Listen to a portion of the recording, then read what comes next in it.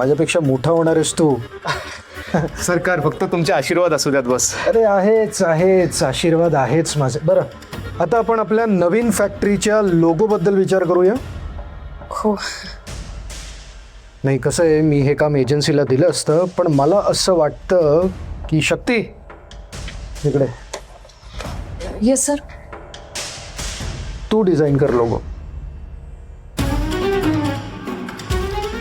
हे बघ, आपल्याकडे ग्राफिक डिझायनर्स आहेत. मला असं वाटतं की लोगो कसा असावा, त्याची डिझाईन काय असावी, ह्याचा निर्णय तू घे.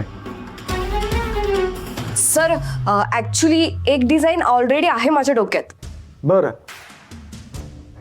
म्हणजे मी जेव्हा जॉईन झाले ना तेव्हाच माझ्या लक्षात आलं होतं की नवीन फॅक्टरीसाठी आपल्याला एक लोगो क्रिएट करावा लागेल.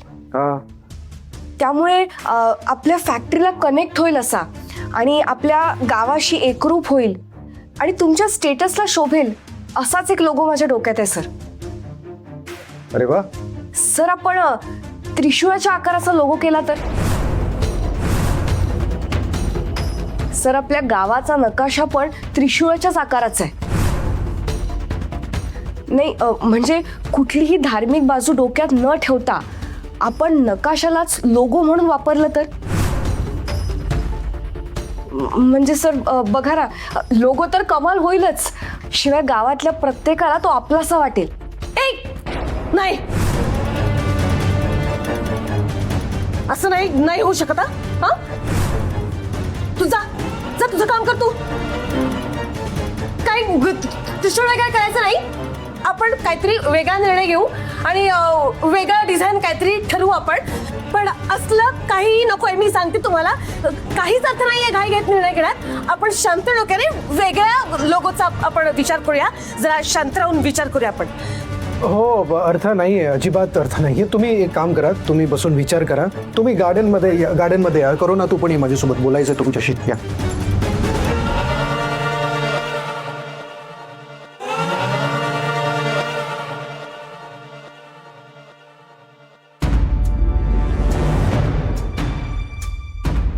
मात्र अशी कशी काय रिॲक्ट होतेस तू? जरा शांत ठेव ना तुझं डोकं. त्रिशूळाचा विषय निघाला ना की मला धडकी भरते. प्लीज, तुम्हाला नाही कळत आहे. बरोबर आहे, पण सगळ्यांचं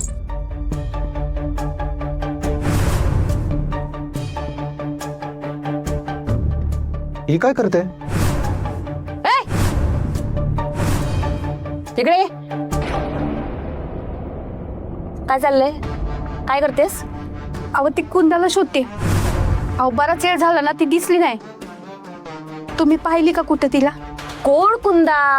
अहो वहिनी साहेब आजच नाही का कामाला लागली.